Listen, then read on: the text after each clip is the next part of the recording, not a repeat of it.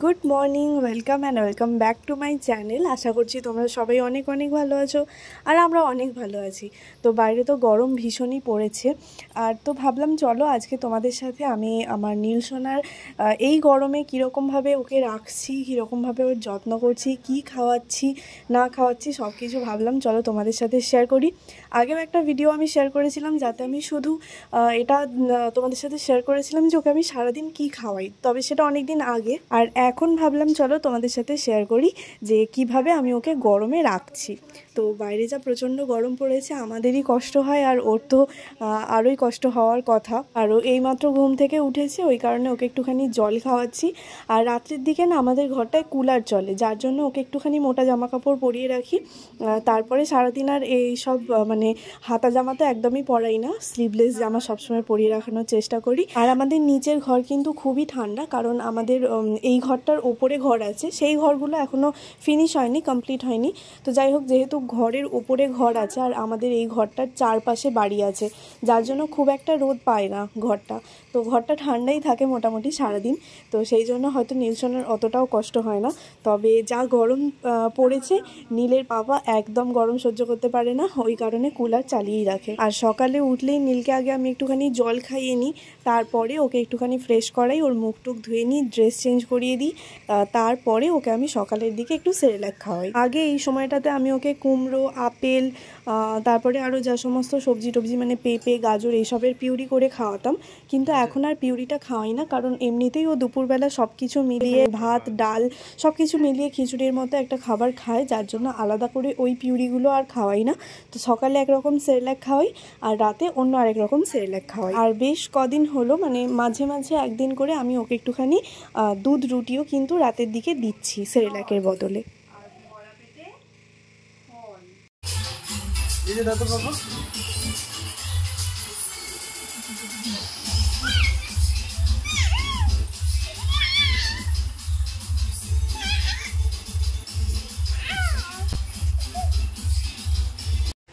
তো এই যে স্নান টান করে নিয়েছি, আর আজকে একটু তাড়াতাড়ি স্নানটা হয়ে গেল। ইউজুয়ালি এতটা তাড়াতাড়ি স্নান হয় না রোজ, এখনও 12টাও বাজেনি। আর আজকে তাড়াতাড়ি স্নান আরও হয়ে গেল, তার কারণ রিত যেহেতু বাড়িতে আছে নীলকে একটুখানি ধরছে, না হলে আমি ধরে বসে থাকি। আর নীল একবার সকালবেলা তখন উঠেছিল না, উঠে তারপরে আবার ঘুমিয়ে পড়েছিল। আর ঘুমানোর পরে এইমাত্র উঠলো, উঠে এখন ওর দাদুনের কাছে আছে। তো যাই হোক চলো, 12টা যেহেতু বাজতে যাচ্ছে, আমি ওকে এবার স্নানটা করিয়ে দেবো। তো আমি কিন্তু রোজের চেষ্টা করি নীলকে যাতে 12টার মধ্যেই স্নানটা আর কি করিয়ে দিতে পারি। আর এত গরম সত্ত্বেও কিন্তু আমি কোনোদিনও পুরো ঠান্ডা জলে নীলকে স্নান করাই না, আগে একটুখানি গরম জল নিই, সেইটার সাথে ঠান্ডা জলটা মিশিয়ে। আর আমাদের রান্নাঘরের ট্যাপটার যে পাইপটা আছে, ওই পাইপটায় না সকাল থেকে রোদ পড়ে, তো তার জন্য অনেক সময় মানে এই গরমটাতে বিশেষ করে এখন আর আমাকে জল অতটা গরম করতে হয় না। ওই ট্যাপটা থেকে আমি জল নিয়ে নিই, কারণ ওই জলটা অনেকটা গরম থাকে, তারপরে সেই জলটা এই বাথটাবে দিয়ে ওর সাথে অনেকটা জল মিশিয়ে নিই, তাহলেই বেশ ঠান্ডা হয়ে যায়। খুব গরম জলেও স্নান করাই না, তবে একদম ডাইরেক্ট ঠান্ডা জলটাতেও কিন্তু আমি নীলকে স্নান করাই না। আর তার সাথে কিন্তু আমি নীলকে রোজের তেল মাখাই। হ্যাঁ, একদিন নেহাও বলছিল যে এত গরমে কেন ওকে রোজে তেল মাখাস, তবে আমি নীলকে অল্প করে রোজে তেল মাখিয়েই দিই। শীতকালের মতো অত বেশি করে তেল মাখাই না, কিন্তু সামান্য একটুখানি তেল মাখিয়ে দিই, যাতে একদম জলটা ডাইরেক্ট গায়ে না পড়ে। আর সপ্তাহে হয়তো একদিন বা দুদিন আমি ওকে একদম বডি ওয়াশ করিয়ে দিই, সেই দিনটা আর তেল মাখাই না। আর যেহেতু এখন প্রচণ্ড গরম পড়ে গেছে, বডি ওয়াশের পরে আর অতটা বডি লোশন টোশনও লাগাই না, না হলে শীতকালটাতে বডি ওয়াশ করার পরে বডি লোশন তো একদম মাস্ট। আর ওই আর কি রোজেরই আমি অল্প করে তেল মাখিয়ে তারপরে নীলকে স্নান করাই।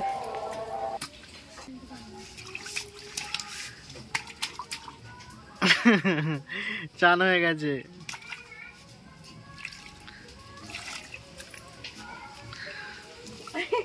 ঢালবো তো গায়ে, তুই দেখছিস যে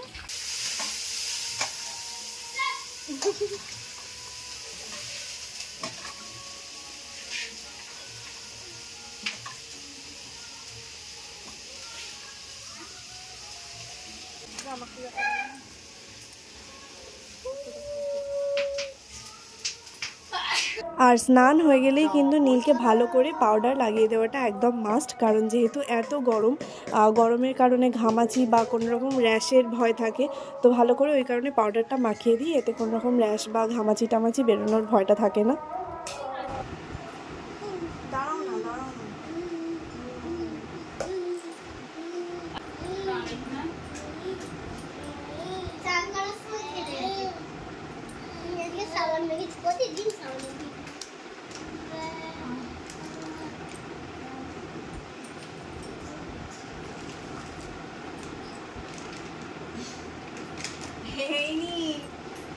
মুখো হয়ে যাচ্ছ কেন? দাঁড়াও দাঁড়াও দাঁড়াও, নেবো। আর এবার আমি নীলের খাবারটা বানিয়ে নেব। কিছুদিন আগে পর্যন্ত নীলের খিচুড়িটা বানাচ্ছিলাম, তার মধ্যে কিন্তু একটুখানি ঘি বা বাটার দিচ্ছিলাম অল্টারনেট করে। তবে যা গরম পড়েছে ভাবলাম কদিন এখন হালকা পাতলা করেই খাবারটা বানাই, তো তার জন্য কোনো ঘি বাটার কিছু দিলাম না, শুধু সবজিগুলো দিলাম। আর এদিকে আমি নিয়ে নিয়েছি ভাত আর ডাল। ভাতটা নিয়েছি কারণ অনেক বেশি সেদ্ধ হয়ে গেলেও আমার কোনো অসুবিধে নেই, এমনিতেই খাবারটা আমাকে পেস্ট করতে হয়। আর চাল নিয়ে আমি দেখেছি চালটা না ভালো সেদ্ধ হয় না, শক্ত রয়ে যায়, হয়তো অল্প খাবার সেদ্ধ হয় বলে ওই কারণে। তো যাই হোক, আমি ওইদিকে ওইটা বসিয়ে দিলাম, ওটা এখন কয়েকটা সিটি দিতে বসিয়ে দেবো। আর এদিকে আমি নিয়ে নিয়েছি মাছ। আমি একটু চেষ্টা করি নীলকে কাঁটার মাছ কম খাওয়ানোর, তবে রোজেরই নীলের খাবারে মাছ কিন্তু থাকেই। আর আজকে যেহেতু আমাদের এই মাছটা রান্না হচ্ছে, তো মা নীলের জন্য এই মাছটাই ভেজে দিয়েছে। তো এখন আমি ভালো করে দেখে দেখে কাঁটাগুলো ছাড়িয়ে নেব, আর ততক্ষণে ওদিকে সিটি পড়ে আমার খাবারটাও রেডি হয়ে যাবে। তো এই যে নীলের খাবার রেডি, আর এখন আমার কাজ হচ্ছে এই খাবারটাকে ভালো করে গ্লাসে করে পেস্ট করে নেওয়া।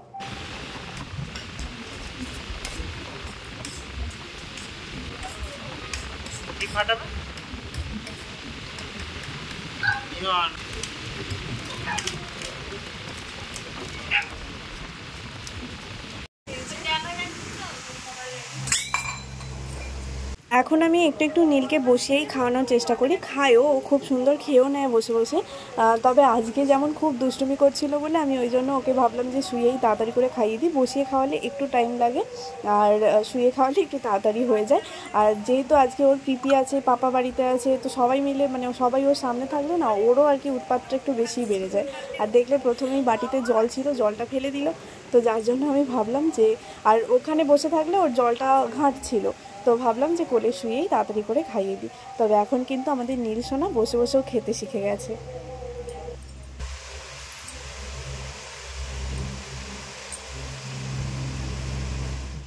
বিকালের দিকে রোজ আমি নীলকে একটা করে ফল খাওয়াই। অনেকে দেখেছি সকালের দিকেও ফল খাওয়াই বাচ্চাদের, তবে আমি কোনোদিনও নীলকে সকালের দিকে ফল খাওয়াই না। সবসময় ভাত খাওয়ার পর কিছুক্ষণ পরে, 1 থেকে 1.5 ঘন্টা পরে আমি ওকে ফলটা খাওয়াই। আর গরমের জন্য আমি ওকে ওই লেবু, আঙুর এই ধরনের ফলগুলো দেওয়ার চেষ্টা করি বেশি। তবে লেবু খুব টক হলে আমি দিই না, আগে আমি একটুখানি খেয়ে দেখে নিই টক আছে কিনা। আর যেহেতু ফলগুলোর রস বার করেই ওকে খাওয়ানো হয়, তো ও যতটা খেতে চায় বা খেতে পারে, যতক্ষণ পর্যন্ত নিজের ইচ্ছায় খায় আমি ততক্ষণই ওকে খাওয়াই, জোর করে খাওয়াই না। বা মানে যখন ওর আর খাওয়ার ইচ্ছা থাকে না, তখন মুখ ঘুরিয়ে নেয় আর খেতে চায় না, তখন আর আমি ওকে জোর করে খাওয়াই না। যতটা ও নিজের থেকে খায় আমি কিন্তু ওকে ততটাই দেওয়ার চেষ্টা করি।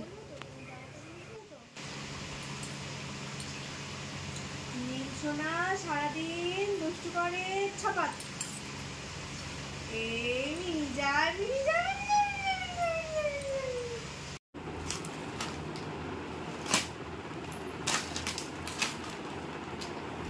ওর মাথায় থাকবেও না, ওর মাথাটা দেখতে পাচ্ছ সামনেটা পুরো কিরকম ঢাল।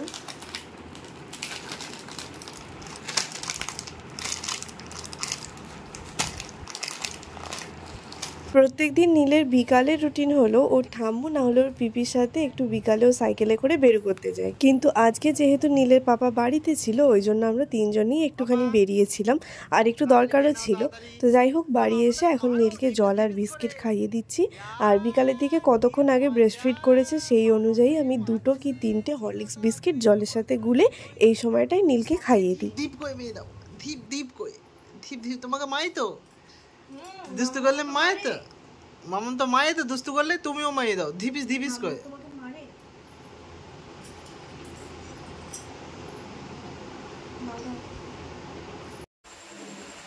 তো রাতের এখন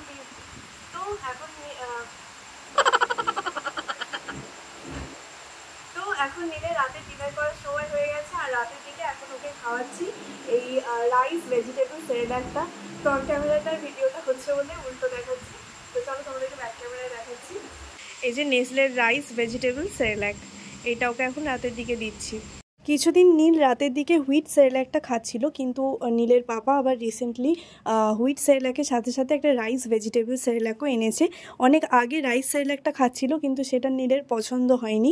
তারপরে হুইট সেরেল্যাকটা বেশ ভালোই পছন্দ করেছিল। আবার এখন ঠিক করলাম যে রাইস ভেজিটেবল সেরেল্যাকটা ওকে রাতের দিকে খাওয়াবো। আর এর মাঝে মাঝে কিন্তু আমি একদিন নীলকে দুধ রুটিটাও খাওয়াচ্ছি। রুটি মানে ওই রুটির ওপরের ছাল যেটা হয় সেটাকে ছাড়িয়ে নিয়ে ভালো করে দুধের সাথে মিশিয়ে নিয়ে ওটাকে খাওয়াচ্ছি। তবে ওই দুধটাও কিন্তু ও ফর্মুলা মিল্ক খাচ্ছে।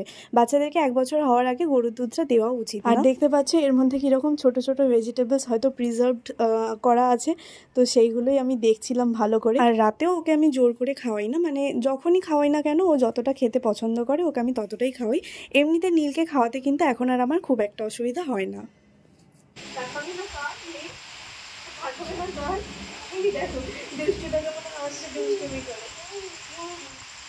তো চলো তাহলে আজকের ভিডিওটা এখানেই শেষ করা যাক।